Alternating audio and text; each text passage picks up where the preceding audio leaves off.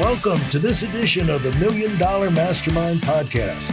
This is where we pick the brains of high achievers from all walks of life and get their hard-earned, real-world insights on winning. I'm your host, Larry Weidel.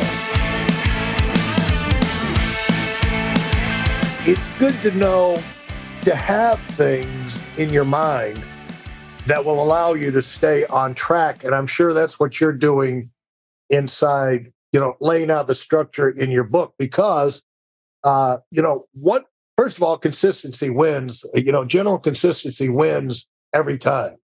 But you've got to stay on track. You've got to understand why you're doing this stuff. It's got to make sense to you.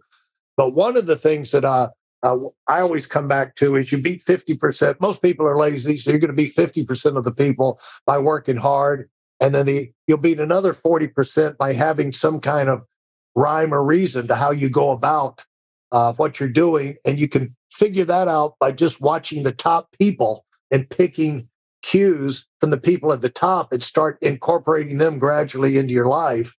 And so then, it's a pretty good game plan. Takes a while, but, where you could feel like you're going to be in the top 10%.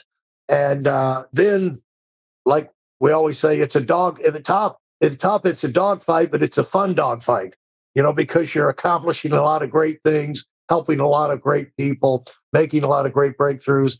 But even 1% extra compounded every day, just pushing for one little extra thing is a phenomenal difference. And I imagine there's people that look at you and say, how did he do that? But what they didn't realize is you're putting that extra 1 or 2 or 3 or 4% in constantly, looking for ways to cram in a little bit more activity, insight, knowledge. And so over time, you just kind of elevate yourself. And would you agree with that? Yeah. I think to that point, Larry, one thing I would say is in 3 weeks. So, for example, we do this little. I speak at a lot of events. I attend masterminds. I throw masterminds too. But we get this group together once a year, and it's 8 to 10 entrepreneurs, and we go to some place cool. And we created this group called the Tulluminati because one of the trips was to Tulum, and everyone I look at in the group, some of them have been in business since they were 13, 15 years old or whatever, and they're in their 30s now. And everyone has kind of just continued to compound. Whatever they focus on just continues to build, where it's almost unreasonable to look at everyone in the group and say, everyone here will at least be, what do we call it? We call it a centimillionaire, like at least a centimillionaire, if not a billionaire. And so if you continue to elevate the group, the level of people that you're hanging out with, it naturally lifts you up. So the Jim Rohn quote is always that you hang out with the 5, you're the average of the 5 people that you hang out with most. And so I would encourage you, it's not like I'm the smartest person in the group or anything like that. But what I've been pretty good at over the years is making sure that whoever I hang out with, they're at least a couple steps ahead of me. And I've learned that actually from playing games, because I learned early in the days, if I wanted to do the best stuff, I have to be hanging out with the best people. And that carries over into real life. It carries over. And tell me about the treehouse. Yeah, so Treehouse Island. Tell me about that. That was 12 years ago. Yeah. So that was the group. That was the company where the CEO threatened to fire me a month into the job. And I actually left that job 8 months later to help save Single Grain, which is a failing marketing agency. We can save that for later. But the funny story on Treehouse, the story all wraps around. So I actually offered to buy the Treehouse website in 2021, I believe, because the business was failing and everyone had left. And I talked to a lot of people that were still there. And my friend and I, one of my friends in the group, we had made an offer to the CEO, the guy that I used to work for. So it was kind of like a ironic twist of fate. And then, he had another offer. I was like, you should take the other offer. But that's what ended up happening with Treehouse. But at the high point of that startup, it was an online education startup. The company went from, when I was working there, we're doing like 2 million a year. And then I think it went up to as high as 20, 25 million. So not bad. So yeah. And how, when you go through those stages, having that kind of success, everybody wonders, what level of success and credibility do you have to create on your own to where you attract the attention of companies like that you've worked with, such as Amazon and Uber and Salesforce, which the Goliaths in the world. How much? How does that work to where you're able to have the credibility to get their attention? Yeah. So I think one of the most underrated marketing channels still today is SEO, or search engine optimization. People like to say, "Oh my God, it's dying. It's all about Chat GPT. It's all about this. It's all about that." And I always respond to people saying, as long as human beings are around, we will search for things, and there will always be SEO. Right. My point of saying all this, how we got an Amazon, how we got a Salesforce or Airbnb, was all through SEO. And so when you search for keywords that are related to my type of business, we will usually pop up pretty high. Yeah. And so that's how we got them. And at the very beginning, when I was trying to save the business, we were actually referring a lot of those leads out.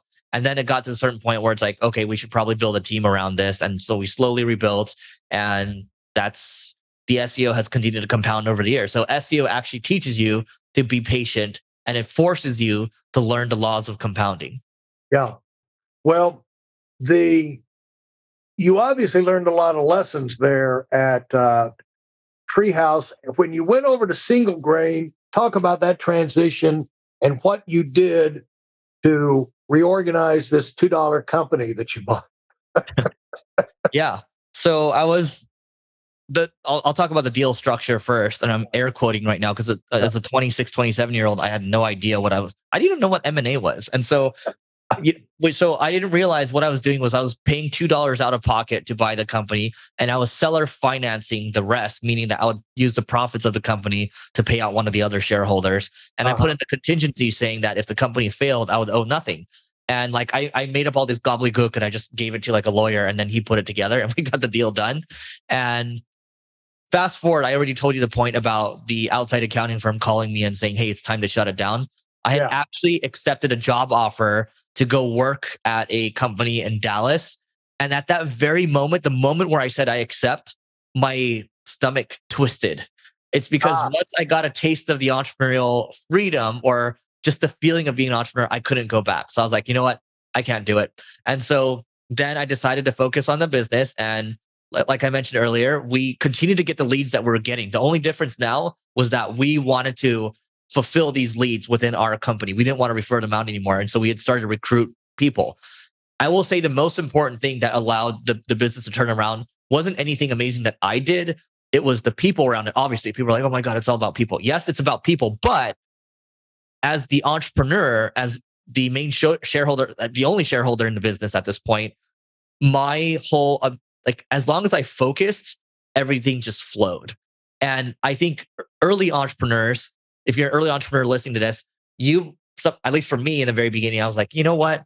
I can do this. I can do the software thing. I should do the senior living business. I should do this, this, this. And I had spread my resources 5 or 6 different ways. It wasn't until I focused the resources in that we were locking in, and that's when things started to really grow a lot faster. So it's the trade-off that you want. You can either grow a lot faster this way, or you can try to spread this way, and it grows a lot slower. Yeah. And talk about when you talk about going through the focus and what that allows you to do and what you do different when you are focused.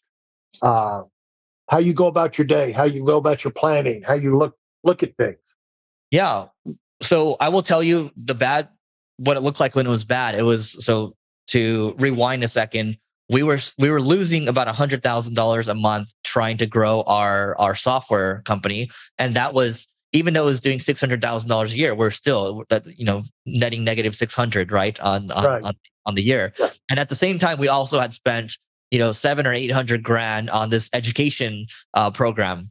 Had I put that 1.2 million plus the people resources on the software side, plus the 700K and the additional people, human capital, I would say on that side, into just focusing on the agency, all our mind share would have been locked in one direction, and we would have grown a lot faster instead of trying to start multiple things at once. Because as you know, starting a company takes a lot. Like you can do it, But it's just you can have anything, but just not everything. That's what I learned.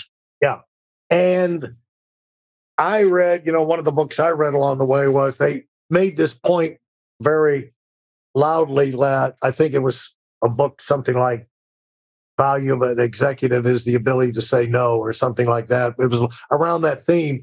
And the point was, when you're in charge, everybody's bringing you all the great ideas. Hey, we could do this. We could do that. Hey, how about if we did this? And it's incredibly exciting. But you've got to evaluate whether or not you have the people resources and the money and the time to put into this thing.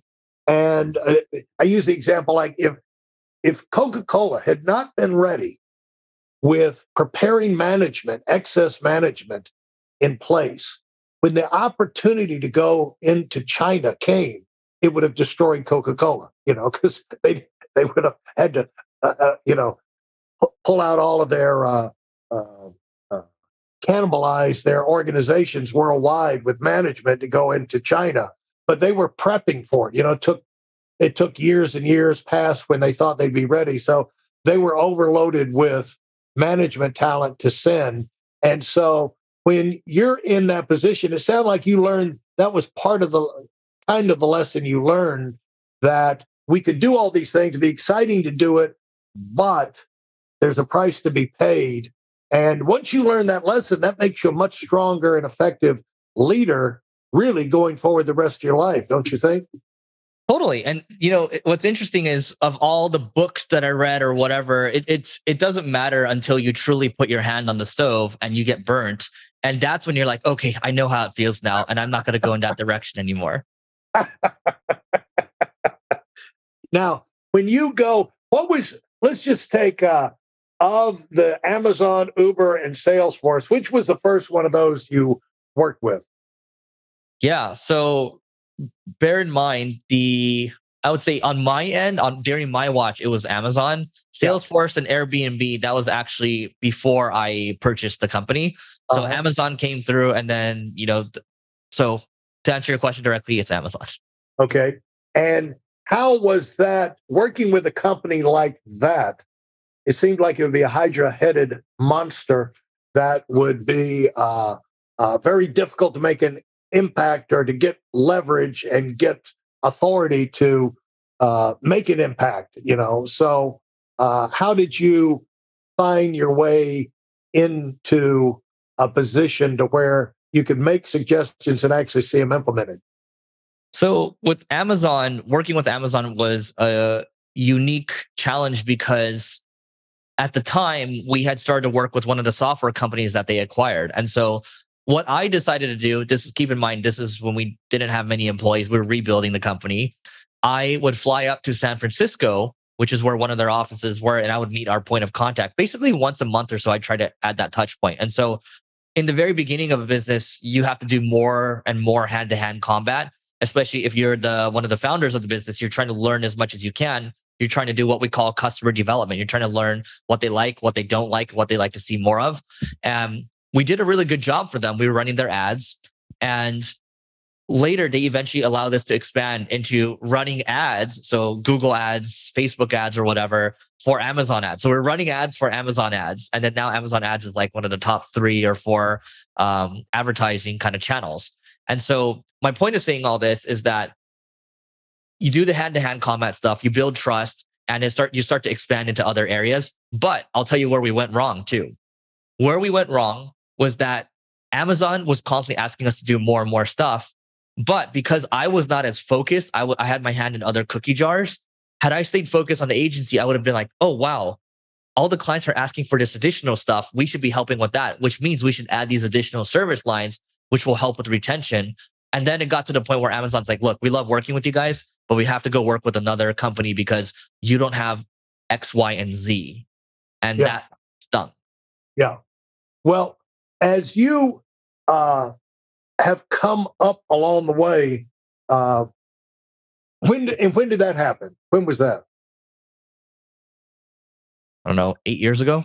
8 years ago. Yeah. And so in the 8 years after that, okay, Amazon's gone. Now what do we do?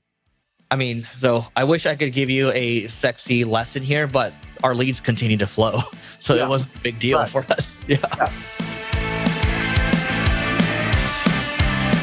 Thanks for listening to the Million Dollar Mastermind. If you felt there were any valuable takeaways from this episode, please take a minute and leave us a 5-star review. Your feedback is important and really helps us get the word out to a wider audience. Remember, we have a valuable webinar that is absolutely free.